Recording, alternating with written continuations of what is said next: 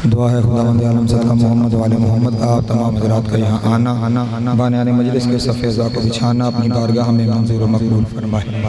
आप जितने हज़रात यहाँ पर तशरीफ़ जितनी हाजतें लेकर आए हैं मौला आपकी हाजतें पूरी फरमाए। जो परेशान हाल हैं मौला परेशानियाँ दूर फरमाए। जो मकरूज़ हैं उनके कर्ज़ गैब से अदा हो जाएँ। जो बेरोज़गार हैं मौला इज़्ज़त वाला रोज़गार अता फरमाए। जो बारोज़गार हैं मौला रिज़्क़ में बरकत अता फरमाए। जो हज व ज़ियारत के मुश्ताक हैं मौला हज व ज़ियारत नसीब फरमाए। जो बे औलाद हैं मौला औलाद नरीना अता फरमाए। जो बा औलाद हैं उनकी औलाद को नेक पाक और साले बनने की तौफीक अता फरमाए। जो बीमार हैं मौला शिफाए कामिला व आइला नसीब फरमाए।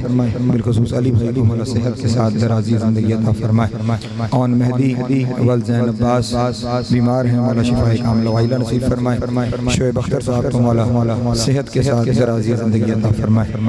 मरहूमीन आपके बने मजलिस के और वो जिनका कोई दुआ करने वाला नहीं रह गया बिलखुसूस सैयद हामिद हसनैन नकवी इब्ने डॉक्टर हसनैन नकवी मरहूम और वो तमाम मरहूमीन जो आपके हैं और वो तमाम भी के जिनका कोई दुआ करने वाला नहीं रह गया मौला सब की कब्र और महशर में मनाज़िल आसान फरमाए। शिफात मोहम्मद वाले मोहम्मद नसीब हो। इमाम हुसैन अलैहिस्सलाम की जन्नतों में आला मकाम। लाखों दुआओं की एक ही दुआ वारिस ज़माना का ज़हूर जल्द हो जाए। हम मौला के नौकरों चाकरों में शुमार हों। इमाम की कुर्बत नसीब हो दूरी नसीब न हो। खात्मा बिल खैर हो और आयद हक्का के साथ। अल्लाहुम्मा कुन लि वलिय्यकल हुज्जत इब्नुल हसन सलवातुका अलैहि व अला आबाइही फी हाज़िहि साअति व फी कुल्लि साअतिन मिन साअति लैल व नहार वलिय्यम व हाफ़िज़म व क़ाइदम व नासिरम व दलीलम व ऐना हत्ता तुस्किनहु अर्ज़क़तहु अन व तुमत्तिअहु फ़ीहा तवीला। अल्लाहुम्मा सल्लि अला मुहम्मद व आलि मुहम्मद व अज्जिल फ़रजहुम व साहिल मख़रजहुम व अल क़दूहुम मिनल जिन्न वल इंस मिनल अव्वलीन वल आख़िरीन या काशिफ़ल कर्बि अन वजहिल हुसैन अलैहिस्सलाम इक्शिफ़ कर्बी व कर्बल मोमिनीन बिहक़्क़ि अख़ीकल हुसैन अलैहिस्सलाम। ऐसी सलवात पढ़ें कि तमाम दुआएं मुस्तजाब हो।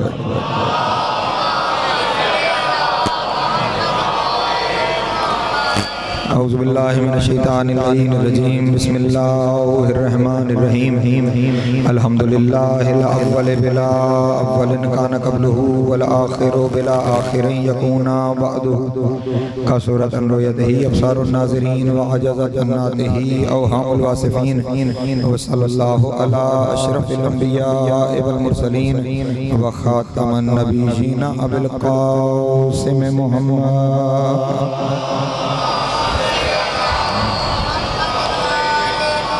वालिहि तय्यबीन ताहिरीन अल-मासूमीन शुरफ़ा अल्लज़ीना अज़हबल्लाहु अन्हुमुर रिज्सा व तहहरहुम तत्हीरा।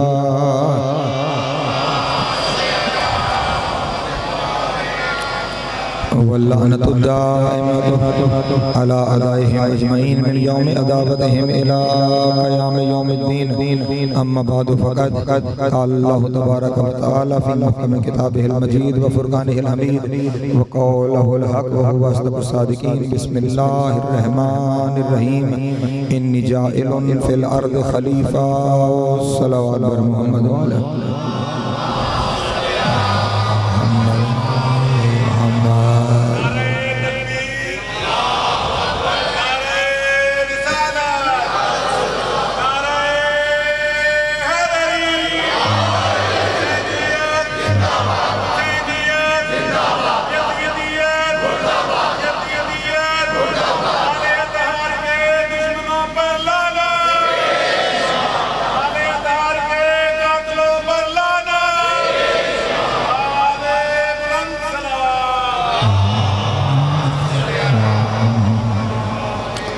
रोज़ाना आप अहबाब से अर्ज़ करना पड़ता है थोड़ा मेहरबानी फरमाए करीब होके बैठ जाया करें। बाद में फिर जो हज़रात तशरीफ़ लाते हैं वहाँ पे खड़े रहते हैं। थोड़ा मेहरबानी करें और फिर खास तौर पर ये आगे खाली जगह तो बिल्कुल भी मुनासिब दिखाई नहीं देती। थोड़ा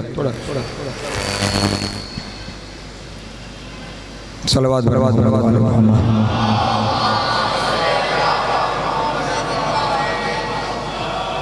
कल भी जब सवाल आए थे तो अर्ज़ किया था कोशिश, सिर्फ कोशिश नहीं, इस बात को यकीनी बनाएं कि आप जो भी सवाल करें वो सवाल मौजू से मुतल्लिक़ होना चाहिए, ताकि मौजू अपनी जगह से ना हटने पाए, वरना उसके अलावा जो है वो सवाल आप मुझे सोशल मीडिया पे भी भेज दें, मैं वहाँ पे भी उसका जवाब आपको दे दिया करूँगा। तो मौजू के मुतल्लिक़ सवाल करें।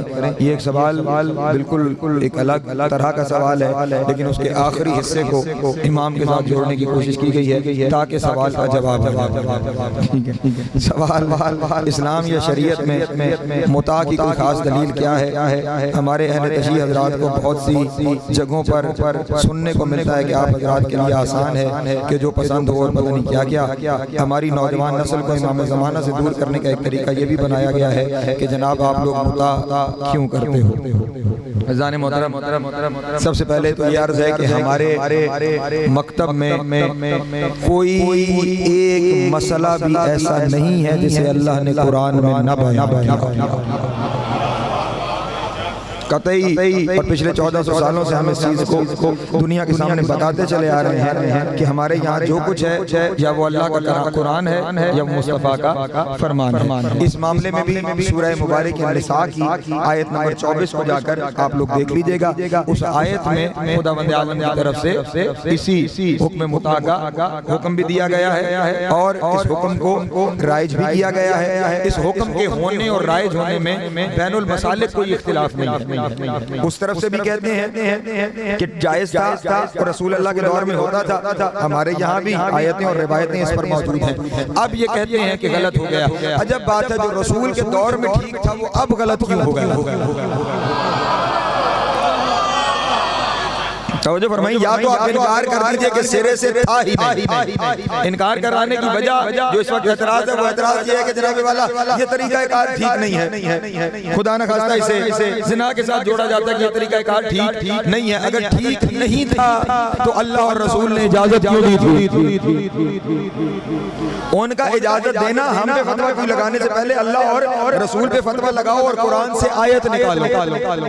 ठीक है ना जनाब वाला कि आयत मौजूद है तो इसका मतलब था और आप भी मानते हैं कि था। तो जो रसूल के दौर में शरई था वो बात एक रसूल गैर शरई कैसे हो जाए? जो नमाज रसूल के दौर में थी वो बात रसूल नमाज खत्म हो जाएगी? नहीं अज़ीज़ान मोहतरम, कुरान मजीद की आयत है रसूल के दौर में था, अगर वहाँ ठीक था तो अब भी ठीक है। इख्तिलाफ यहाँ पे आके पैदा होता है कि वो कहते हैं कि रसूल अल्लाह ने इसे खत्म कर दिया था और खैबर की जंग के दिन रसूल अल्लाह ने इसे खत्म करने का ऐलान कर दिया था। तो अज़ान मोहतरम गुजारिश ये है कि हमारे यहाँ कोई एक रिवायत भी ऐसी नहीं है कि जिस रिवायत में लिखा हुआ हो कि रसूल ने इसे खत्म कर दिया था और रसूल इसे खत्म करेंगे भी नहीं। उसकी वजह यह है कि आयत को मनसूख करने के लिए आयत आती है, हदीस नहीं। तवज्जो उमर भाई, आयत को मंसूख करने के लिए आयत आएगी, हदीस नहीं आएगी। तो इसलिए अगर कोई आयत है तो हमें दिखाएं और अगर आयत नहीं है तो फिर बहस न करें। ठीक, अब मामला आ गया कि रसूल ने मंसूख किया, तो मैं ये अर्ज करता हूँ कि हमारी किसी एक किताब में नहीं है कि रसूल ने मंसूख कर दिया हो। खैबर के दिन हमारी किसी किताब में नहीं है कि रसूल ने मंसूख कर दिया हो। आपकी किताबों में है तो आप जाने, आपकी किताबें जाने। हमारा क्या लेना देना? हमारी किसी किताब में नहीं है कि रसूल ने मंसूख कर दिया। आप मेरी किताब में एक रिवायत नहीं दिखा सकते कि रसूल ने मंसूख किया हो, और मैं आपकी किताब में 20 रिवायतें दिखा सकता हूँ कि जिनमें वाज़ेह लिखा हुआ है रसूल ने मंसूख नहीं किया, बाद रसूल मंसूख किया गया। जो है मेरी किताब से रिवायत कोई नहीं मिलेगी। आपकी किताबों से रिवायतें मिलेंगी कि रसूल ने मंसूख नहीं किया था, बाद रसूल मंसूख किया गया। और हमारे मज़हब का ये कानून है कि हुज्जत के हुक्म को सिर्फ हुज्जत बदल सकती है। किसी और को हुक्म बदलने की इजाजत नहीं है। इसलिए अगर आप कहीं अमल करते हैं, सौ बिस्मिल्लाह, आप अमल करते रहिए। हमारे यहाँ कोई मामला ऐसा नहीं है। एक और बात भी नौजवानों के ज़हनों में वाज़ेह कर दूं कि ये क्या हुआ थोड़ी देर के लिए। देखें, मैंने पहले दिन से जहाँ से अपनी तकरीर को शुरू किया था, इस्लाम दीन फितरत। इस्लाम क्या है? फितरत में जो चीज इंसान फितरतन जिस तरफ राग़िब होता है, कभी भी दीन इस्लाम उसे मना नहीं करती। जिस चीज की तरफ इंसान फितरतन राग़िब होता है, दीन इस्लाम उसे मना नहीं करता। दीन सिर्फ और सिर्फ फितरत पर अमल के कवायद मुरत्तब करता है ताकि माशरे में बेइतदाली ना होने। तवज्जो इंसान को फितरत में है इसे भूख लगती है, ये खाना खाता है। अब खाना कभी दीन हराम नहीं करेगा। तवज्जो खाना हराम नहीं करेगा। हाँ, खाने की चीजों में वो आपका फायदा देखकर कि ये चीज आपके लिए फायदेमंद है और ये आपके लिए नुकसानदेह है, वो कानून मुरत्तब कर देगा, ये खाओ और ये ना खाओ। यानी जो चीज फितरत में है उसके लिए कानून होगा, लेकिन उसे हराम नहीं किया जाएगा। ये क्या करूं, मेंबर के मौजूद नहीं है लेकिन मजबूरी है। मर्द और मस्तूर का ताल्लुक फितरत में, जब फितरत में है तो इस्लाम इसे हराम नहीं करेगा। इस्लाम इसके लिए कानून मुरत्तब करेगा कि इस ताल्लुक का तरीका ये होना चाहिए और ये ताल्लुक फलां के साथ हो सकता है और फलां के साथ नहीं हो सकता, और इस ताल्लुक को मुरत्तब करने का तरीका ये होगा। सिर्फ अल्फाज और तरीके की तब्दीली हलाल को हराम और हराम को हलाल कर देगी। मैं एक मिसाल आपके सामने वाज़ेह करूं। एक लफ्ज़ हमारे यहाँ सूद हराम है। सूद क्या है? किसी को पैसे दिए गए और उसने आपके साथ ये तय किया कि तुम इन पैसों के बदले मुझे इतना पैसे दोगे, तो ये क्या है? मैं तुमसे इतने पैसों के बदले इतने पैसे लूंगा, ये सूद के तौर पे। तवज्जो है, ये क्या है? सूद के तौर पे, ये हराम है। लेकिन यहीं पे लफ्ज़ बदले कि तुमने मुझे पैसे दिए, मैं इन्हें कारोबार में लगाने जा रहा हूँ, इनसे जो मुझे मुनाफा आएगा वो मुनाफा मैं तुम्हें दूंगा, ये हलाल हो हो तो यही रहा है ना। पैसों के ऊपर कुछ पैसे दिए जा रहे हैं। जब लफ्ज़ सूद आया तो हराम, वही लफ्ज़ मुनाफा आ गया तो हलाल। मर्द और औरत के दरमियान ताल्लुक एक ही होता है, अगर बगैर निकाह के हो तो ज़िना है। तवज्जो नहीं फरमा रहे मेरे मोहतरम। अगर बगैर निकाह के हो जाए तो ज़िना है, और अगर निकाह के साथ हो जाए तो वही ऐन शरीयत है, वही हलाल है। मुताबिक निकाह है।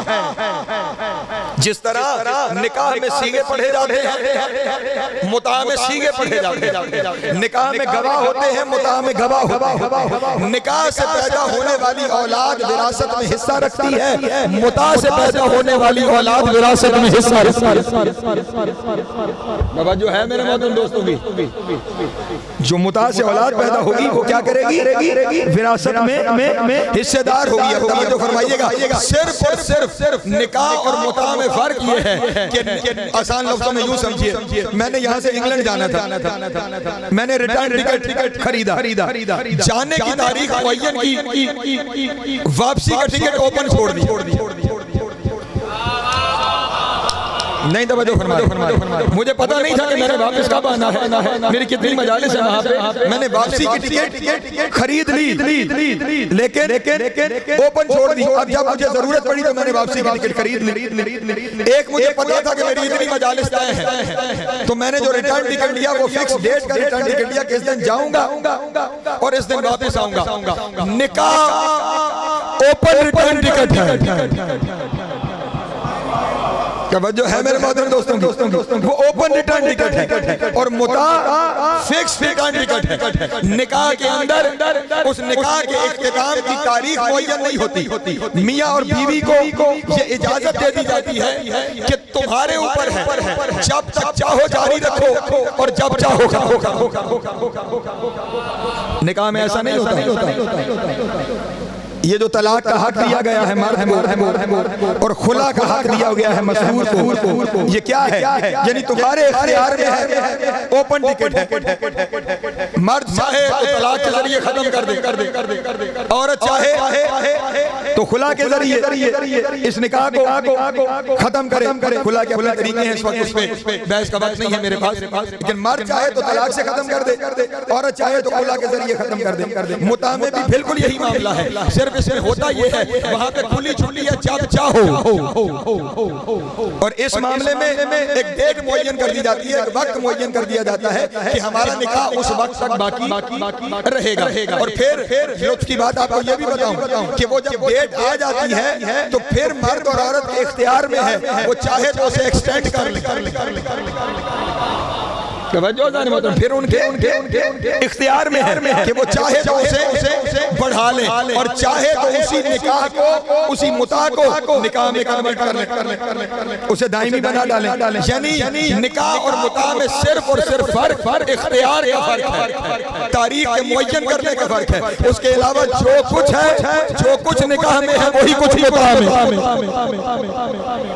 सब कुछ निकाह का मुता में मौजूद है। इसलिए इन बहसों में न उलझा कीजिए। फिर मैं अपने दोस्तों तक एक पैगाम और पहुंचा दूं, खास तौर पे नौजवानों तक, मुता तो बड़े दूर की बात है। जब किसी के साथ बहस होती है ना तो बहस असूलों पर होती है। बहस किस पे होती है? असूलों पे होती है, असूलों पे। जब बहस हो तौहीद पे बहस करो, रिसालत पे बहस करो, इमामत पे बहस करो। अगर तौहीद और रिसालत और इमामत ठीक है तो फिर सब कुछ ठीक है, और अगर किसी का गलत है तो फिर सब कुछ गलत है।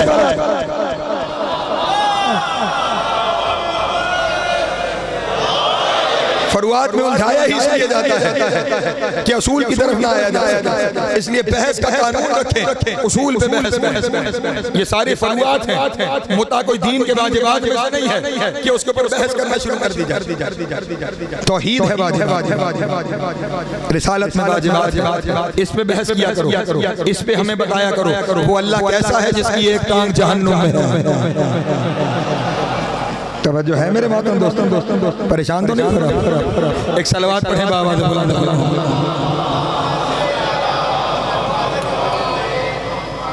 एक और सलवात पढ़ें बाबा से बुलंद आले मोहम्मद।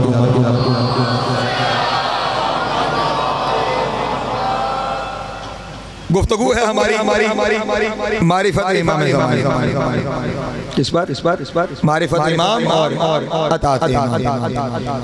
कल आपके सामने इमाम की दुनिया में तशरीफ आवरी बयान एक चीज बिला तफरीक के मजहब व मसलक व कौम तमाम बनी नोए इंसान में मौजूद है। और वो चीज क्या है? कोई किसी कौम से ताल्लुक रखता है, कोई किसी मसलक से ताल्लुक रखता है, कोई किसी मजहब से ताल्लुक रखता है। कायनात का हर एक इंसान मुंतज़िर है किसी मसीहा पूरी जिम्मेदारी से कह रहा हूं। हिंदू अपनी जगह मुंतज़िर है, कोई मसीहा आएगा। ईसाई अपनी जगह मुंतज़िर है, कोई मसीहा आएगा।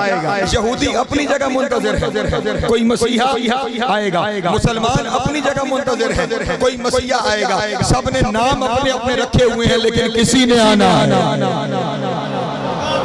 तवज्जो सबके नाम अपने अपने हैं, लेकिन किसी ने आना है। यूं समझिए कि ये आने वाले का तसव्वुर बिल्कुल इस तरह है कि अल्लाह का तसव्वुर सबके यहाँ मौजूद है। नाम अपने अपने हैं, लेकिन अल्लाह है। मैंने जुमला दिया, सलामत रहे मौला को। नाम अपने अपने हैं, लेकिन अल्लाह सबके यहाँ मौजूद है। इसी तरह नाम अपने अपने हैं। एक मुंतज़र, एक मसीहा हर एक के यहाँ मौजूद है। और खुद मुसलमानों में चाहे शिया हो या सुन्नी, हर एक के यहाँ ये तसव्वुर मौजूद है कि किसी ने आना है। सिर्फ हम में और उन्हें फर्क ये है कि वो कहते हैं पैदा होगा, हम कहते हैं आ चुका है, गैबत में है। तवज्जो आ चुका है गैबत। यहाँ गैबत में हमारे ऊपर एतराज शुरू होता है कि ये गैबत का तसव्वुर आप कहाँ से ले आए। गैबत कहाँ की चीज है, आप गैबत का तसव्वुर कहाँ से लेकर आए। बस समझिएगा आज की गुफ्तगू को। इतने दिनों में आपने बहुत दाद दी, बहुत दुआएं दी। मैं राजी, मेरा मौला राजी हो। मेरी आज की गुफ्तगू को समझिएगा। गैबत आप कहाँ से ले आए। सवाल मेरा आपसे ये है, गैबत को आप भूले क्यों। हमसे ना पूछिए कि गैबत आई कहाँ से, आप हमें बताइए आप गैबत को भूल कैसे गए। और अगर आप भूल गए तो मैं चाहता हूँ आज की तकरीर में मैं गैबत को याद करवाऊं। ये गैबत कोई नया नजरिया नहीं है, कोई नया नजरिया नहीं है। गैबत जो इंसान पहला अल्लाह ने जिसके बनाने का ऐलान किया था ना, तो इरशाद फरमाया इन्नी जाइलुन फिल अर्द खलीफा, मैं जमीन पे खलीफा बनाने वाला हूँ। मैं जमीन पे खलीफा बनाने वाला हूँ। ये ऐलान करने के कई सदियों के बाद आदम को बनाया गया। तवज्जो अज़ान मोहतरम, इस ऐलान की कई सदियों के बाद जनाब आदम को बनाया गया। अब इस ऐलान और आदम के बनने के दौरान तसव्वुर आदम है, आदम नहीं है। तसव्वुर का होना और आदम का ना होना यही गैबत है। तवज्जो जाके के मेरे नौजवान लोग, तसव्वुर का होना और हस्ती का आंखों के सामने ना होना ये क्या है, गैबत है। आदम का ऐलान हो गया लेकिन आदम मौजूद नहीं है। ये क्या है, गैबत आदम। तुम्हारी इब्तिदा ही गैबत से हुई, तुम्हें शुरू ही गैबत से किया गया है। और जब उस गायब को जाहिर किया गया, तवज्जो, पहला गायब आदम, जब उस गायब को जाहिर किया गया तो जाहिर करते ही कहा गया वइज़ कुल्ना लिल मलाइकति इसजुदू li आदम, हमने फरिश्तों से कहा आदम को सजदा करो। इसका मतलब गायब का जब ज़हूर होता है तो सजदा करना पड़ता है।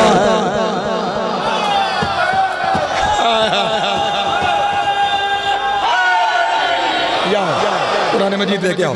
गायब का जब ज़हूर होता है तो फिर उसे सजदा करना पड़ता है। जब पहले गायब का ज़हूर हुआ था तो उस वक्त जितने थे उन सबको सजदा करना पड़ा। और जब आखिरी गायब का ज़हूर होगा फिर भी हर एक को, और ये मैं अपनी तरफ से नहीं कह रहा, इजाजत है कुरान से दो आयतें दोस्तों के सामने पढ़ दूं। एक सलवात पढ़े बाबा से बुलंद आले जल्दी से, वक्त कम है, बातें ज्यादा है। सलवात पढ़े बाबा से बुलंद आले मोहम्मद।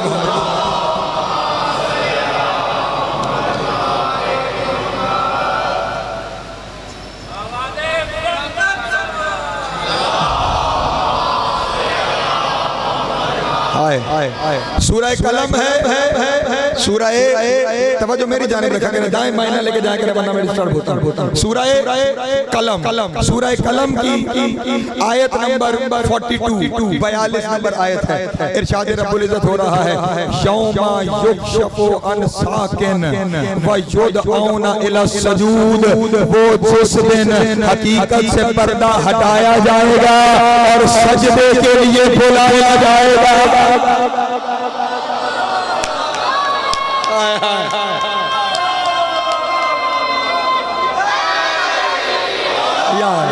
सलामत रहे मौला को ज़िंदा फरमा। मैं शिया सुन्नी उलमा की जिम्मेदारी ले रहा हूँ।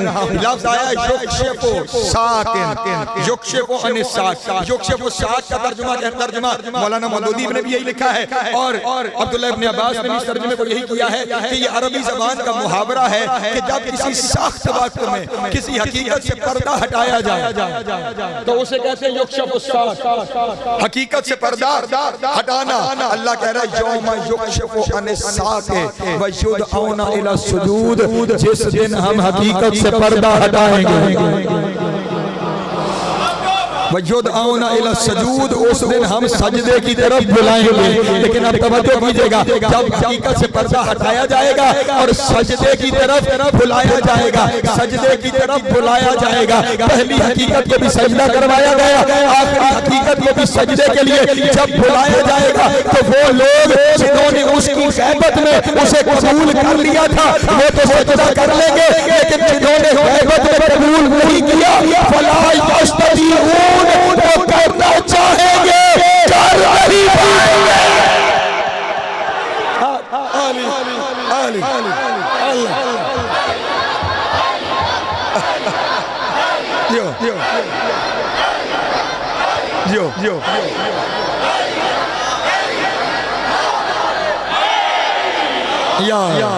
सलामत है मेरे मोहतरम दोस्तों की तवज्जो है, मौला आप सबको सलामत रखे। वो जिस दिन बुलाया जाएगा हकीकत से पर्दा हटाकर, कैसे सजदा करो, इसे सजदा करो।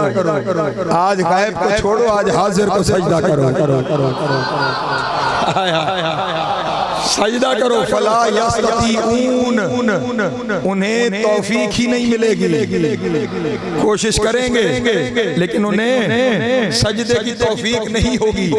लफ्ज़ तफसीरों में ये है कि उनकी कमरें ऐसी हो जाएंगी जैसे सींग सख्त हो जाता है। जानवर का सींग देखा है, वो सख्त होता है, मुड़ता नहीं, तो उनके कमर ऐसी हो जाएगी जैसे जानवर का सींग, और फिर वो कमर झुका नहीं पाएंगे। जब कमर नहीं झुक पाएगी उस हकीकत मुंतज़र के सामने, अल्लाह यौम युक्शफु अनिस्साक व यदऊना इला सजूद, इसी बारे में इकबाल ने कहा था, ऐ हकीकत मुंतज़र,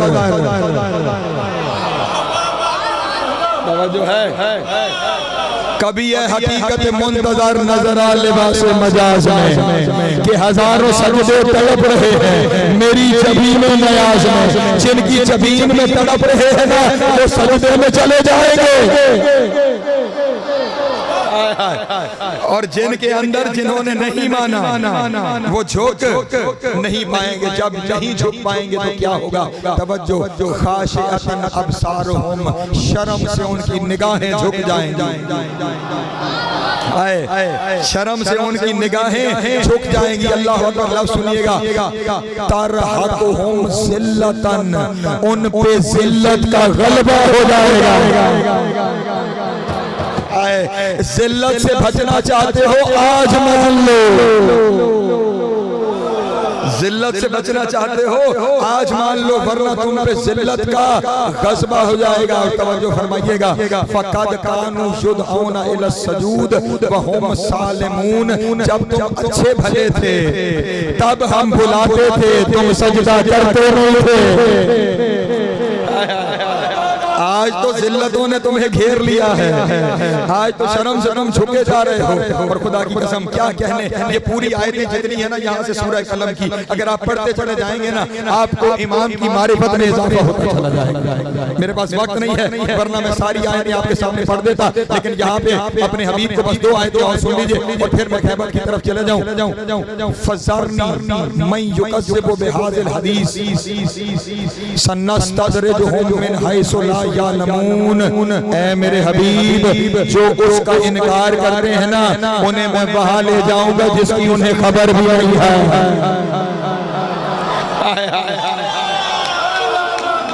अल्लाह अकबर,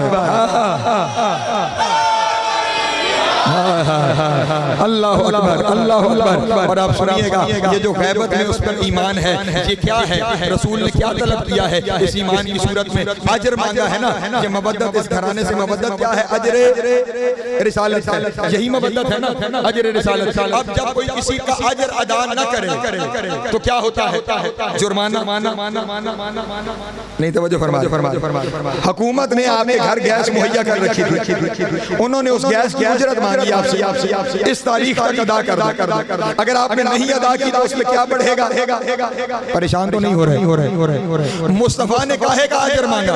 रसूलों ने, लोगों ने आके कहा था आपने हमें दीन मुहैया किया है, आपने हमें शरीयत दी है, हम अजर देना चाहते हैं। तो खुदा आलम ने हुक्म फरमाया इन्हें क्या ला असअलुकुम, मुझे अजर चाहिए नहीं, लेकिन अगर देना चाहते हो इल्लल मवद्दत फिल कुर्बा, फिर मुझे कुर्बा की मवद्दत चाहिए, फिर मुझे कुर्बा की मवद्दत चाहिए। इसका मतलब हुआ कुर्बा की मवद्दत उजरत है, अजर है रसूल की उस मेहनत का कि जो रसूल ने दिया था। अब खुदा की कसम सुनना, हम तसअलुहुम अजरन फहुम मिन मगरमिन मुस्कलून। ऐ मेरे हबीब, तू इनसे अजर मांग रहा है ना, ये देते नहीं तो परेशान ना हो, जुर्माने के नीचे चलते जा रहे हैं।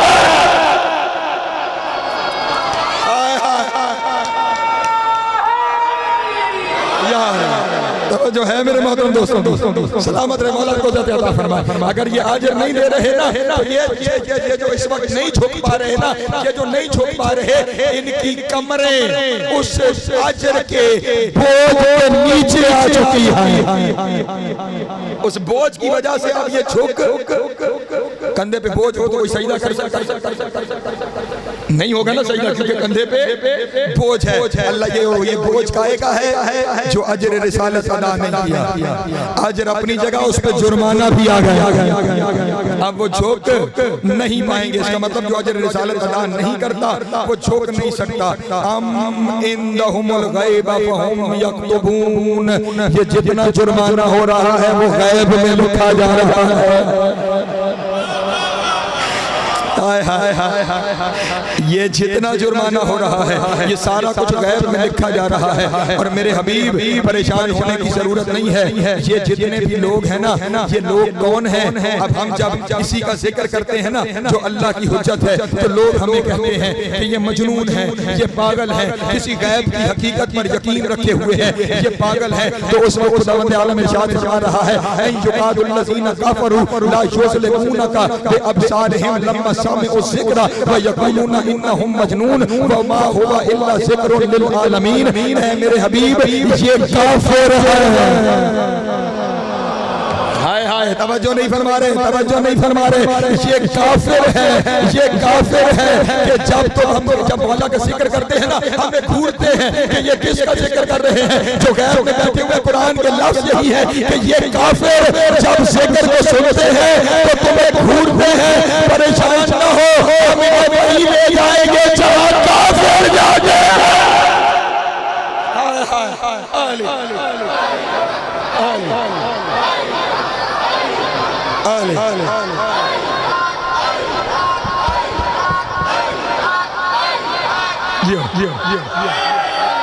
अंदर रखना बेटा, तवज्जो है मेरे मोहतरम दोस्तों। हाँ, ये जिक्र इलाही है जो गैब में, ये जब ज़हूर करेगा, पर्दा हटाया जाएगा तो फिर इसे इसकी तरफ सजदे के लिए बुलाया जाएगा, जैसे पहले गैब की तरफ सजदे के लिए बुलाया। इसका मतलब गैबत कोई नया नजरिया नहीं है। जो पहला था वो गैब था।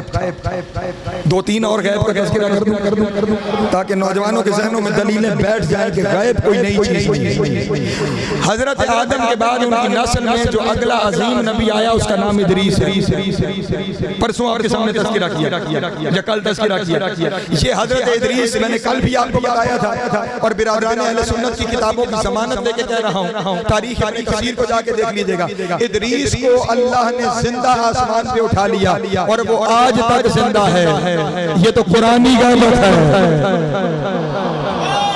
नहीं तवज्जो फरमा रहे मेरे मोहतरम दोस्त, ये तो कुरानी गैबत है। अल्लाह का नबी है इदरीस, जिसे अल्लाह ने गैबत में जिंदा रखा हुआ है।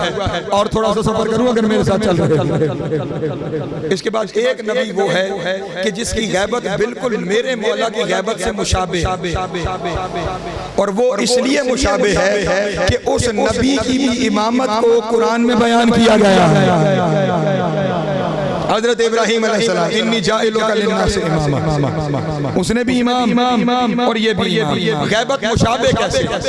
इजाजत है मेरे मोहतरम दोस्तों, गैबत मैंने कहा तसव्वुर हो और शख्सियत मौजूद ना हो, इसे गैबत।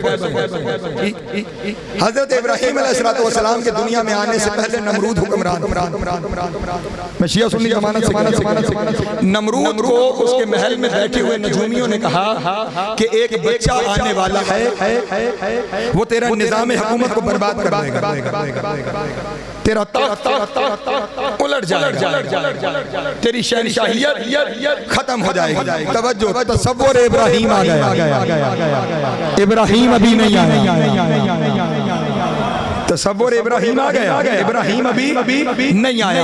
अब जैसे ही उसे पता लगा कितनी मुशाबे है उसकी गैबत मेरे मौला की गैबत से, तसव्वुर इब्राहिम आया, उसने फौरन बादशाह नमरूद जितने सालार थे फौजी उन सबको हुक्म दिया शहर में फैल जाओ, जितने नौ मौलूद हैं सबको कत्ल करो, जितनी औरतें उम्मीद से हैं सबको कत्ल करो, और जितने मर्द और औरतें हैं उन्हें एक दूसरे से अलग, कोई बच्चा दुनिया में आने ही ना पाए। नमरूद की कोशिश है कि कोई बच्चा दुनिया में आने ही ना पाए, और यही तरीका कार मेरे इमाम के दौर में रखा गया। अब्बासी जानते थे कि मेहदी ने आना, वो बार बार औरतों को मेरे मौला के घर भेजा करता कि अगर कहीं से कोई खबर आए तो हमें बताओ, उसके आने से पहले उसे खत्म कर दिया जाए। जहाँ पे हर दौर के नमरूद का यही तरीका है। जो है मेरे मोहतरम दोस्तों, वहाँ अब नमरूद के फौजी फैल गए, जितने नए बच्चे थे नौ मौलूद सब कत्ल हो गए, जितनी औरतें उम्मीद से थी वो कत्ल हो गई, मर्दों और औरतों को कत्ल अलग कर दिया गया। लेकिन अजब बात है, इस सारे इंतजाम के बावजूद इब्राहिम फिर दुनिया में आ गया।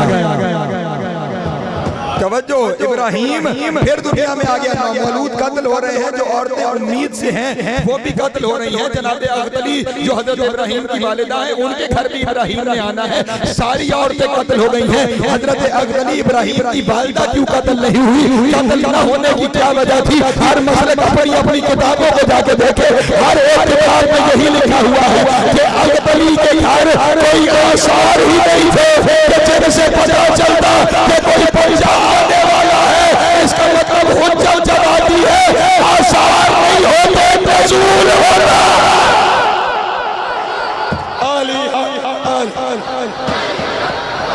जियो जियो जियो जिंदगी जियो जियो जियो तवज्जो है मेरे मोहतरम दोस्तों की, गैबत समझ में आ गई, तसव्वुर था। और इब्राहिम और फिर आए कैसे? माँ के यहाँ आसार कोई नहीं। वालिद जनाब तारुक हजरत इब्राहिम के आने से पहले दुनिया से पर्दा कर गए। अब तसव्वुर इब्राहिम है, इब्राहिम अभी आया, मुशाबिह देखिए। हजरत इब्राहिम की वालिदा जनाब अख्तरी हर रोज जिन लोगों ने इराक की शहर बाबुल की ज़ियारत कर रखी है, मकाम मूलद इब्राहिम कमर भाई आज भी बाबुल के इलाके में मौजूद है। जिन्होंने ज़ियारत की कबूल करे, जो नहीं गए जब भी ज़ियारत पर जाएं अपने सालार को कहें उस जगह पे लेके जाए, वहाँ पे बड़ी निशानियाँ। नमरूद के महल के आसार आज तक मौजूद हैं। वो जिस जगह पे इब्राहिम को जलाने के लिए लकड़ियां जलाई गई थी, वो जगह आज तक स्याह मौजूद है। तवज्जो है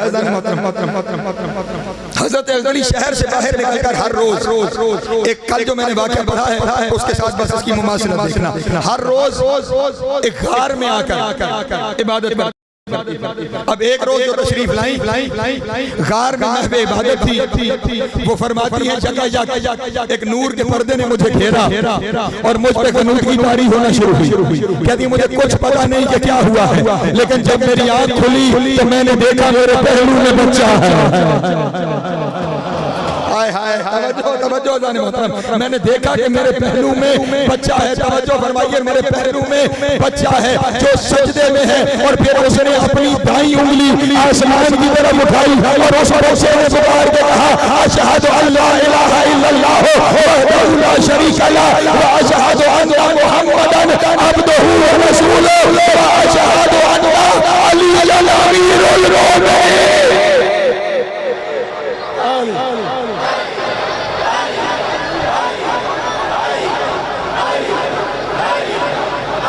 जियो जियो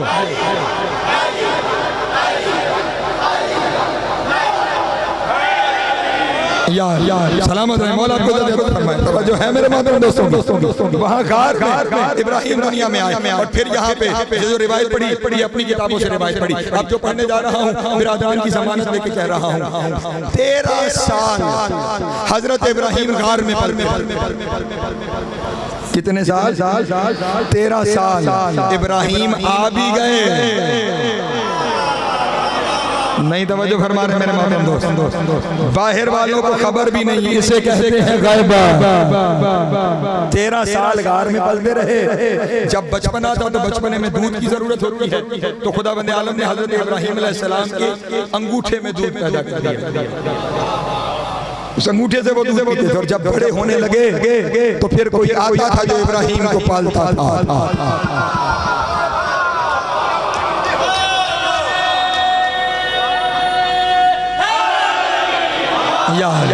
और ये कौन था जो इब्राहिम को पालता था? जाहिर उस दिन हुआ जिस दिन इब्राहिम को आग में फेंका गया। फिर यहाँ शिया सुन्नी किताबों की जिम्मेदारी ले रहा हूँ। हजरत इब्राहिम को जब आग में फेंका गया और इस रिवायत का रावी नमरूद खुद है क्योंकि उसने मीनार बनाया था कि मैं इब्राहिम को चलते हुए देखूं। वो चढ़ा था इब्राहिम को चलते हुए देखने के लिए, लेकिन बयान वो कर गया जिसे सुन के मुनाफिक क़यामत तक चलता रहेगा।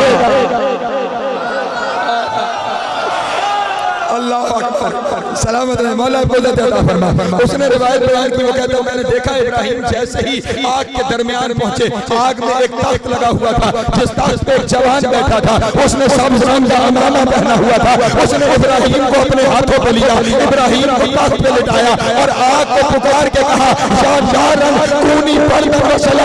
इब्राहिम, आग इब्राहिम के लिए ठंडी हो जा। किसी ने मौला से पूछा था कि मौला जिब्राइल को तो इब्राहिम ने पहले वापस भेज दिया था। ये कौन था कि जिसने इब्राहिम को आग से बचाया? इमाम ने सीने पे हाथ रख के कहा मेरे अलावा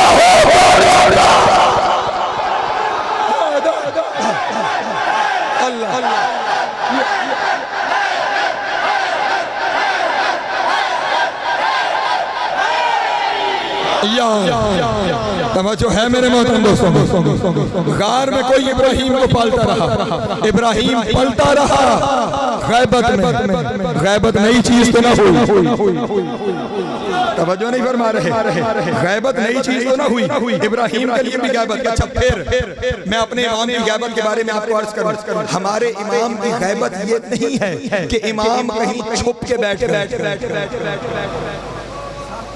ये हमारी इमाम की गैबत नहीं है कि वो किसी जगह छुपे हुए हैं, किसी पर्दे में है। ये हमारी गैबत नहीं है। इमाम की गैबत से मुराद ये है वो हम में है और हम उन्हें पहचानते नहीं। वो हम में है, वो हम में है और हम उन्हें पहचानते नहीं है। इसलिए रिवायत है कि जब मौला ज़हूर फरमाएंगे हर शख्स पुकार के कहेगा मैं तो इनसे मुलाकात कर चुका हूं।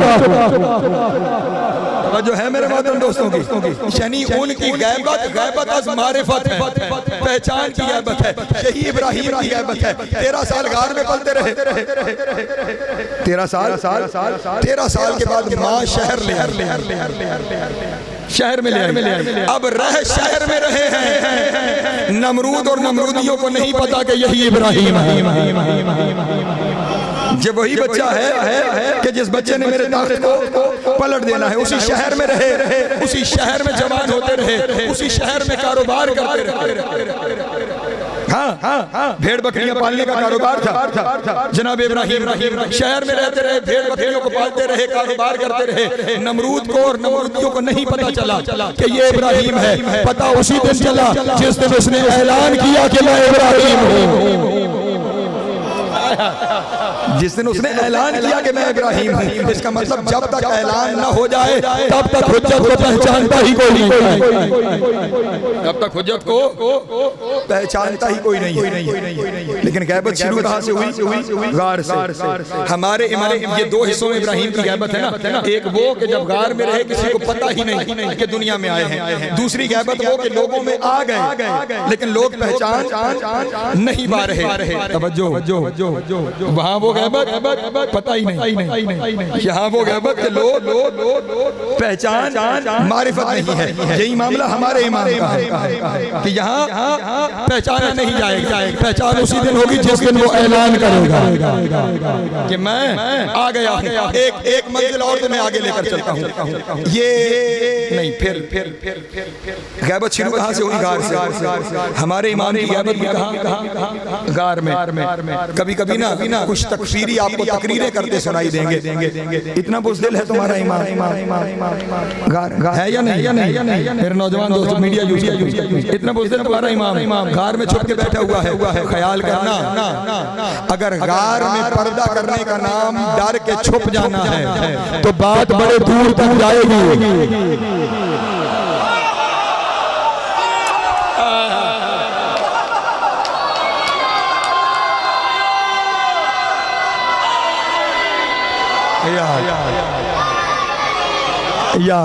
तवज्जो है मेरे मोहतरम दोस्तों।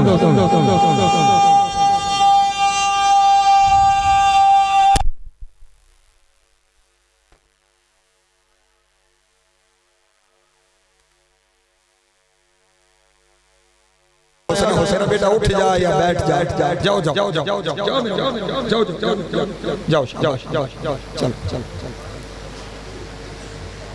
तमाम गैबतों में सबसे बड़ी गैबत किसकी है? मेरे नबी की गैबत। मेरे नबी की रिसालत का ऐलान आलम अरवाह में हो गया।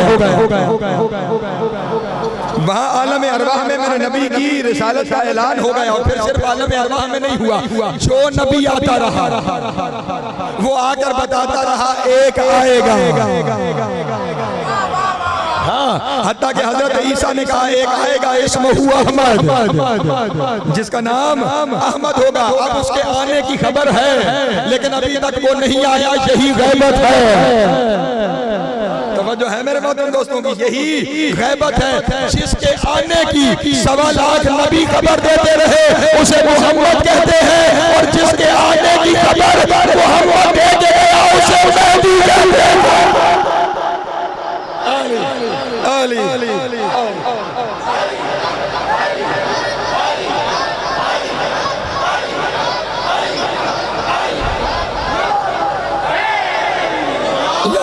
मैं आपकी मोहब्बतों का शुक्रगुजार। मैंने नतीजे तक जाना है, बस नतीजे तक मेरे साथ सफर करें। दिन हमारे पास 2 रह गए हैं, अभी सफर बहुत बाकी। परेशान तो नहीं हो रहा? ये वो गैबत कि जब ऐलान होता रहा तो गैबत आएगा, और उसके आने की खबर हर मजहब वालों को थी।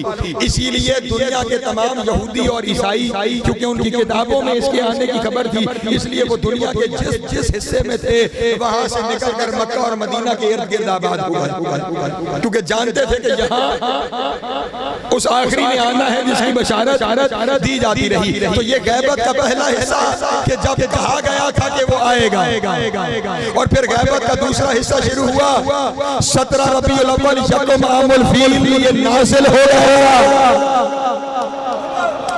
तवज्जो है मेरे मोहतरम दोस्तों की, ये नाजिल हो गया। अबू तालिब की हवेली में पलता रहा, मौजूद उन्हीं के दरमियान था, पता उन्हें भी था, पहचान नहीं रहे। तवज्जो है ना मेरे मोहतरम दोस्तों की, उन्हीं मक्के वालों में रह रहे थे ना। सादिक भी मान रहे थे, अमीन भी मान रहे थे, हर एक चीज की गवाही भी दे रहे थे, उनके किरदार की गवाही भी दे रहे थे, सब कुछ देख रहे थे, लेकिन पता नहीं था। निशानियां भी सारी थी, नहीं तवज्जो फरमा रहे, निशानियां भी सारी थी, लेकिन निशानियों के बावजूद उनमें रहे हैं और फिर नहीं पहचाना जा रहा। जो बंदों में रहे और फिर न पहचाना जाए वही तो हुज्जत है। तवज्जो है मेरे। और निशानियां इतनी आम थी, आपने बोहीरा राहिब का वाकया सुन रखा होगा, बच्चों को कोर्स में भी पढ़ाया जाता है कि जनाब अबू तालिब तिजारत का काफिला लेकर जब शाम गए तो रसूल खुदा साथ थे। वहां पे एक राहिब का कलीसा था, वो छत से काफिले के आने का मंजर देख रहा था, और जब काफिले ने पड़ाव डाला तो जनाब अबू तालिब के पास गया, और जनाब अबू तालिब के पास जाके कहने लगा, सुनो तुम्हारे काफिले में एक बच्चा है, मैंने देखा है कि जब वो सफर कर रहा था पूरा काफिला धूप में था, उसके सर पे बादल का साया था। उसके सर पे बादल का साया था। और अगला अजीब फिक्रा है उस राहिब का, वो कहता है वो जहां से गुजर रहा था, इर्द गिर्द के दराज उसे सजदा कर रहे थे, सजदे के लिए बुलाया जाएगा। उसे सजदा कर रहे थे, उसे सजदा कर रहे थे।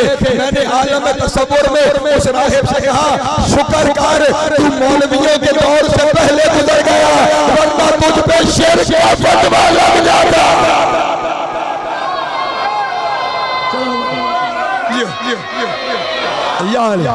निशानियां सुनिएगा, इनके सर पे बादल है, दरख्त ने सजदा कर रहे हैं, ये जिस पत्थर पे पांव रख रहे हैं उस पत्थर को लालो जवाहिर बना रहे हैं। अजब बात है, ईसाई देखने वाले को निशानियां नजर आ गई और वो जनाब अबू तालिब को कह रहे हैं ये नबूवत की निशानियां हैं, उसे नजर आ गया। और जो साथ थे उन्हें पता नहीं चला, इसका मतलब साथ रहने से फर्क नहीं पड़ता। अल्लाह अकबर, सलामत रहे मौला को बात पहुंच रही है मेरे मोहतरम दोस्तों। ये मेरे नबी की गैबत 40 साल गैबत में पता तब चला जिस दिन दावत ज़ुल-अशीरा में कहा मैं उसका भेजा हुआ नबी। तवज्जो है मेरे मोहतरम दोस्तों, मैं उसका भेजा हुआ नबी हूँ। इसका मतलब ये हुआ गैबत कोई नई चीज नहीं, गैबत कोई नई चीज और गैबत हुज्जत के लिए एक मंजिल में फायदा हुजूर में रहना। मैंने हुज्जत की निशानी आपके सामने, अल हुज्जत मअल खल्क़, हुज्जत वो है जो हर मखलूक के साथ साथ रहे, जो हर मखलूक के साथ साथ रहे वो हुज्जत है। हाजिर होकर साथ रहना मुश्किल है। नहीं तवज्जो फरमा रहे, गैब में साथ रहना, लेकिन ये जिसका बेटा है ना वो हाजिर होकर भी सबके साथ रहता था। शायद इसी हुज्जत की दलील के लिए उसने अपनी जिंदगी में एक दलील कायम की थी। माह रमजान एक सहाबी ने आकर कहा रसूल की जिंदगी में या अली अगर एहसान फरमाएं तो आज रोजा मेरे साथ अच्छा ठीक है हम आ जाएंगे रोजा अफ्तार करेंगे। कुछ देर के बाद हज़रत गुज़र अगर इजाजत हो तो अर्ज करूं जी आज रोजा मेरे साथ अफ्तार। ठीक हो गया 40 अफराद आए, सबको अली ने कह दिया रोजा तुम्हारे साथ अफ्तार करो। अगले दिन फजर की नमाज पर एक दूसरे पे फख्र कर रहे हैं, एक दूसरे को कह रहे हैं अमीर कायनात के करम के क्या कहने का, अफ्तार के लिए मेरे घर तशरीफ ले आए। दूसरे ने कहा तू मेरा यार तो है लेकिन झूठ ना बोल, कल अफ्तार में मेरे साथ है। तवज्जो कल अफ्तार में मेरे साथ थे। तीसरा आ गया तुम दोनों गलत कह रहे हो, मेरे साथ करते करते 40 लोग एक दूसरे से कहने लगे मेरे साथ। अभी वो 40 बहस कर रहे थे कि अबू ज़र आ गया। उन्होंने कहा लो अब मसला हल हो जाएगा। ये वो है कि जिसके बारे में रसूल ने कहा है इससे ज्यादा सच्चे को जमीन ने उठाया नहीं, इससे ज्यादा सच्चे पर आसमान ने साया नहीं किया। इससे फैसला करवाते हैं नबी के सच्चे सहाबी, आप फैसला कर दें। मैं कहता हूँ मेरे घर थे, ये कहता है मेरे घर थे, ये कहता है मेरे घर थे, वो कहता है मेरे घर थे। आप ही बता दें अली हम में से किसके घर थे। जनाब अबू ज़र ने कहा तुम सारे भी ठीक ही कह रहे होगे लेकिन वो मेरे घर थे। अल हुज्जत मअल खल्क़, वो मेरे घर थे। इतनी देर में सलमान आ गए उसी महफिल में। जैसे ही सलमान आए अबू ज़र ने कहा ये वो है जो ईमान के 10वें दर्जे पे है, ये ठीक फैसला करेगा, इससे फैसला करवाते हैं। या जनाब सलमान ये सारे कह रहे हैं मेरे घर पे, मैं कह रहा हूँ मेरे साथ रोजा अफ्तार फरमाया, आप फरमा दीजिए वो किसके साथ थे। सलमान ने कहा मुझे तुम्हारा तो नहीं पता, कल मेरे साथ थे। या अली तवज्जो तवज्जो तवज्जो तवज्जो अज़ान मुहतरम कल मेरे साथ थे अभी इनके दरमियान बहस थी कि रसूल मस्जिद में नमाज पढ़ाने के लिए तशरीफ ले आए। उन्होंने कहा रसूल से फैसला करवाते हैं कि ये आलिमुल गैब है, वो किसके साथ थे? या रसूल अल्लाह ये कहता है मेरे साथ, वो कहता है मेरे साथ, आप बताएं कहाँ थे? रसूल ने फरमाया वो कल मेरे साथ।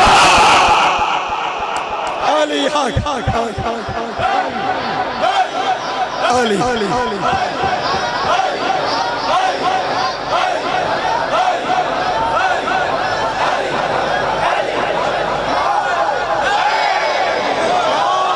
तवज्जो है मेरे मोहतरम दोस्तों की, वो मेरे साथ मौजूद थे, वो मेरे साथ मौजूद थे जब मस्जिद में शोर शोर हुआ। लोग कहने लगे ये क्या हो रहा है, ये क्या हो रहा है, ये क्या हो रहा है। इतनी देर में शोर शोर के हसनैन घर से बाहर आए और उन्होंने पूछा क्या हुआ है, क्या बहस है? सारे कहते हैं अली हमारे साथ था। हसनैन ने कहा वो तो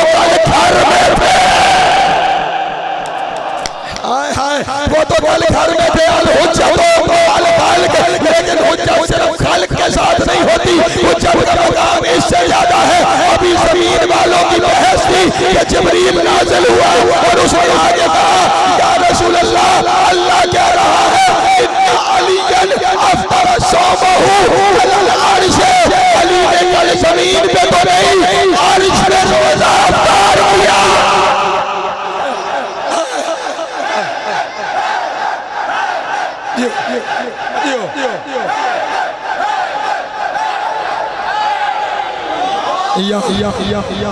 सलामत रहे मौला आपको इसका मतलब हुज्जत सिर्फ खालिक के साथ नहीं होती, खालिक के साथ भी होती। जो है मेरे मोहतरम दोस्तों की, जिसका जद हाजिर हो के हर एक के साथ है, फिर वो गायब हो के भी हर एक के साथ है।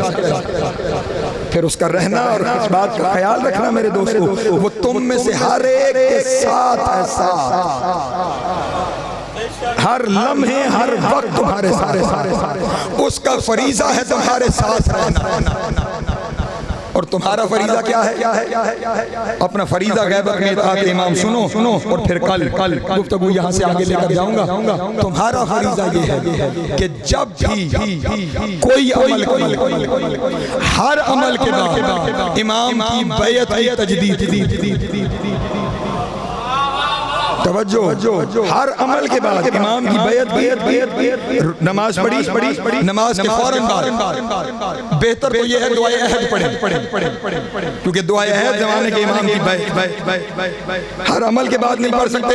एक दफा दिन में दुआए अहद की तिलावत जरूर करें, लेकिन हर अमल के बाद इमाम की बैअत की तजदीद करें। और कमर भाई क्या क्या है तजदीद करनी है? मौला ये जो मैंने अमल किया है ना, ये अमल मैं इस नियत से कर रहा हूँ कि मुझ तक जो रिवायत पहुंची है वो रिवायत ये है कि ये जो अमल का तरीका है ये आपका तरीका, इसलिए मैंने इस तरीके पे अमल किया है। और अगर कल आप आके तरीका बदल देंगे तो मुझे बदलने में कोई एतराज नहीं होगा।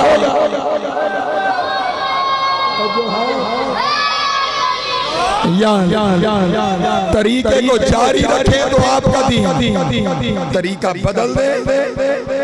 ये मैं आपको क्यों कह रहा हूं कि ये खुदा की कसम जिसका जिक्र है ना, उसका जिक्र करते हुए फिर मुझे वक्त का ध्यान नहीं, वक्त मेरा तमाम क्यों कह रहा हूं कि ये नियत और ज़बान से ये लफ्ज़ जारी करने हैं कि मौला जो तरीका कर रहा हूं वो सिर्फ इस वजह से कि मुझ तक रिवायत ये पहुंची है कि ये आपका तरीका है। और अगर आपका तरीका कुछ और है तो फिर जब आप कहेंगे हमें तरीका बदलने में कोई एतराज, ये मैं क्यों कह रहा हूँ, क्यों करना है? क्योंकि ये रिवायतों में मौजूद है। जब इमाम तशरीफ लेकर आएंगे और हकीकी दीन मुस्तफ़ा को दुनिया में फिर राइज करेंगे, लोग कहेंगे ये नया दीन आ गया है, ये नया दीन आ गया है, ये नया दीन आ गया है। अब हमें तो नहीं पता ना कि हम सहूर के वक्त जिंदा होंगे या नहीं जिंदा होंगे। हम आज इमाम के सामने बैत कर रहे हैं, दुनिया कहती रहे नया दीन है, हमारा दीन वही है जो आपका दीन है। तवज्जो है मेरे मोहतरम दोस्तों की, ये बैत बैयत इमाम, बैयत इमाम, बैयत इमाम, बैयत इमाम, तवज्जो, बैयत इमाम। ये बैयत ना होने का नतीजा होगा कि जब 12वां आएगा, किताबों को उठा के देख लेना, अल्लामा हिल्ली तक ने इन रिवायतों को लिखा है। दो मुख्तलिफ रिवायतें हैं, 40 से लेकर 400 तक फुकहा होंगे जो इमाम से लड़ेंगे। तवज्जो, वजह क्या बनेगी इमाम से लड़ने की? उन्होंने अपने इल्म से सीखा होगा कि तरीका ये है, और इमाम कह देंगे ये नहीं है, ये है। तवज्जो है, जो है मुखालिफ हो जाएंगे, इमाम से लड़ने लगेंगे। कौम की नहर जो दरमियान में बह रही है हरम के सामने, रिवायतों के लफ्ज़ यही है, इतने उलमा की गर्दन काटी जाएगी कि वो कौम की नहर जिसमें पानी भी भर के नहीं बहता, वो खून से भर के बहने लगेगी। और ये सब किस लिए होगा? वो इमाम के हर हुक्म पे कहेंगे ये तो नया दीन है, ये तो नया दीन है, ये तो नया दीन है। जो नए दीन का नाम लाएगा, क्यों इमाम के सामने क्यों नहीं? हुज्जत के सामने क्यों नहीं है? जब वो आएगा तो फिर क्यों वाले खत्म, फिर सिर्फ वही होंगे यदऊना इला सजूद, जो सजदे में झुक गए हैं, जिन्होंने इताअत कर ली है, जिन्होंने तस्लीम कर लिया है। इसलिए हर अमल के बाद मौला की बैत और इस बात की तजदीद कि मौला कर इसलिए रहा कि पता यही चला है कि आप, वरना करना वही है जो आप चाहते हैं। अगर दुनिया इमामत को वैसे मान लेती कि जैसे इमामत को मानना चाहिए था, फिर ज़हरा का लाल गरीबुल गुरबा ना होना। अजरुकुम अल्लाह, अजरुकुम अल्लाह। मौला तुम्हारी हाय कबूल करें। वक्त तमाम हो गया है, मैं तफसील से मसाइब में नहीं जाऊंगा। इस मजलिस के बाद भी बारगाह में मजलिस वहाँ पे ताबूत की बरामदगी है, तो मैं पहले आपके सामने अर्ज कर चुका कि बहुत अच्छी पढ़ने वाली शख्सियत वो वहाँ पे पढ़ रहे हैं, सुने। मैं बस 2 जुमले इस गरीब और गुराबा के पढ़ूं। अरबी में गरीब उसे कहते हैं जो वतन से बहुत दूर, जो वतन से बहुत दूर हो उसे गरीब कहा जाता है। बल्कि जुमला बदल के कहूँ, जो वतन से दूर नहीं, जो अपनों से दूर हो। अजरुकुम अल्लाह, अजरुकुम अल्लाह। वरना वतन से और भी दूर है, वतन से और भी दूर है, वतन से हुसैन भी दूर है, वतन से अली भी दूर है, वतन से और भी दूर है। लेकिन ये वतन से वो दूर है जिसका कोई अपना पास नहीं, जिसका कोई अपना उसके पास नहीं है, जिसके 18 भाई थे, जिसकी 19 बहनें। अज़ान मोहतरम, ये इतना मज़लूम इमाम है कि इसके भाई भी घर से चले हैं मिलने के लिए, लेकिन कोई अपने भाई तक पहुंच नहीं। आज ईरान के, जिन्होंने ईरान की ज़ियारत कर रखी है, ईरान के मुख्तलिफ शहरों का सफर करके देखना, कोई शहर ऐसा नहीं मिलेगा कि जिस शहर में रजा का कोई ना कोई भाई मौजूद ना हो। हर शहर में कोई ना कोई रजा का भाई। बैठ जाओ मेरा बेटा, फिर जब बंददारी होगी तो उस वक्त चले जाना, मसाइब में माहौल ना खराब करो। जिस वक्त किसी शहर में चले जाए, हर शहर में आपको रजा का कोई ना कोई भाई शहीद मिलेगा। नेशापुर चले जाओ, वहाँ पे एक शहजादा है जिसका नाम नहीं लिखा हुआ, लिखा हुआ है शहजादा महरूक। शहजादा महरूक, महरूक जानते हैं अरबी जबान में महरूक उसे कहते हैं जिसे जिंदा जला दिया जाए। हाय हाय हाय हाय, जिसे जिंदा जला दिया जाए। भाई चलते रहे हैं मिलने के लिए और रास्ते में उन्हें जिंदा जलाया जाता रहा, रास्ते में उन्हें शहीद किया जाता रहा। चलें, यहाँ तक भी अगर मामला होता तो हम न रोते क्योंकि सारे मर्द थे। मैं तुम्हें बस अपना एक वाक़या सुनाता हूँ। काशान से हम क़ौम की जानिब सफर कर रहे थे। कमर भाई बिल्कुल रात का अंधेरा चाह चुका था। हम एक वीराने से गुजर रहे थे। वीराने में मैंने देखा एक तरफ एक छोटा सा मकबरा मुझे दिखाई दिया, उसमें जलती हुई रोशनी मुझे दिखाई दी। मैंने ड्राइवर को कहा गाड़ी रोक, इस वीराने में यकीनन कोई सैयद ही होगा।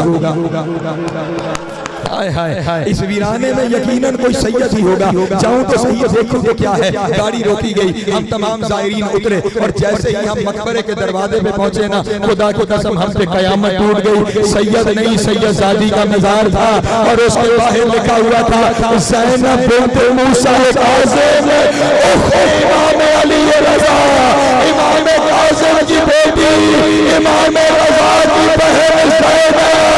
मैंने रोके कहा रज़ा तेरी अपनी किस्मत है, तेरी बहनें तुझे मिलने आती रही और दीवानों में दुनिया से अजर अल्लाह मौला तुम्हारी हाय कबूल करे। बस समेट लिया मैंने अपना बयान, बस समेट लिया मैंने अपना बयान।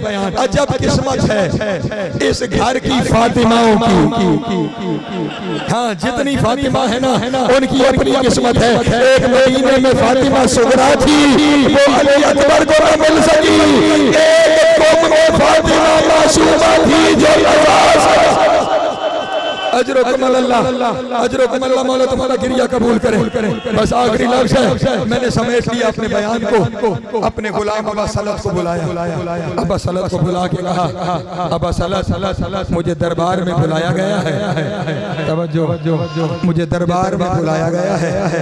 अगर मैं वापस आऊं और मेरे सर पे कपड़ा हो, अबा सलत मुझसे कलाम न करना, समझ लेना गरीब को जहर अजरुकुम अल्लाह, समझ लेना गरीब को जहर मिल गई है। अज़ान मोहतरम इमाम दरबार में गए, बादशाह ने बिठाया और कुछ अंगूर मंगवाकर इमाम के सामने पेश किए। कहने लगा अंगूर तिनावल फरमाए, अंगूरों को खाए।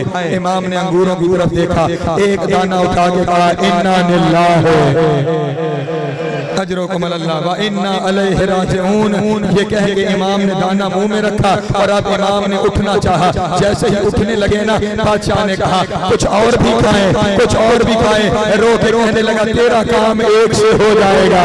फिर गरीब को तकलीफ क्यों देता है, और मेरा तो यहाँ कोई पानी देने वाला भी नहीं। अजरुकुम अल्लाह, यही गुर्बत है मेरे इमाम की। और अब यहाँ लिखने वालों ने ये लिखा कि जब निकले हैं ना दरबार से, कभी एक दीवार के साथ, कभी दूसरी दीवार के साथ सहारा लेते हुए आ रहे हैं। अब सलम से दूर से देखा, इमाम ने कपड़ा सर पे डाला हुआ है, समझ गया इमाम को जहर मिल गया है। फौरन बिस्तर तैयार किया, इमाम को बिस्तर के ऊपर लिटा दिया। अब जानते हो ना, जिसे जहर मिल जाए वो तड़पता है, जिसे जहर मिल जाए तड़पता है। इमाम बिस्तर के ऊपर तड़प रहे हैं। जुमला सुनोगे, अगला जुमला क़यामत का है। मैं चाहे शहादत नहीं पढ़ूंगा, बस एक जुमला पढ़ूंगा। इमाम बिस्तर के ऊपर तड़प रहे हैं, तड़पते तड़पते इमाम को खून की उल्टी आई। इमाम को खून की उल्टी आई। उस उल्टी में जिगर के टुकड़े कट के बाहर आए। जैसे ही जिगर के टुकड़े आए ना, इमाम की हाय निकली। तुम भी हाय कर लेना। इमाम की हाय निकली। जब इमाम की हाय निकली ना, अब सलत से कहा मौला जानता हूँ आपको बहुत तकलीफ हुई होगी, लेकिन मौला हाय न करे। ये जहर आपकी विरासत है, ये जहर आपके चाचा हसन को भी मिली थी, ये जहर आपको भी मिली है। आपने हाय क्यों की है? रो हाय इसलिए की है कि हसन के पास ज़ैनब जैसी बहन थी, जो जिगर के टुकड़े हाथों में लेकर और मेरी मासूमा बहन अजरुकुम अल्लाह, मातम कर लेना। बस आखिरी लफ्ज़ है, मैंने समेट लिया अपना बयान। मेरी मासूमा जंगलों के सफर में है, मेरे पास मेरी कोई ज़ैनब नहीं है। बस आखिरी लफ्ज़ खत्म हो गया मेरा बयान, बस खत्म हो गया मेरा बयान। इमाम ने फिर एक दफा हाय की, अब मातम कर लेना। इमाम ने फिर हाय की। अब सलत क्यों मौला, किस लिए हाय की?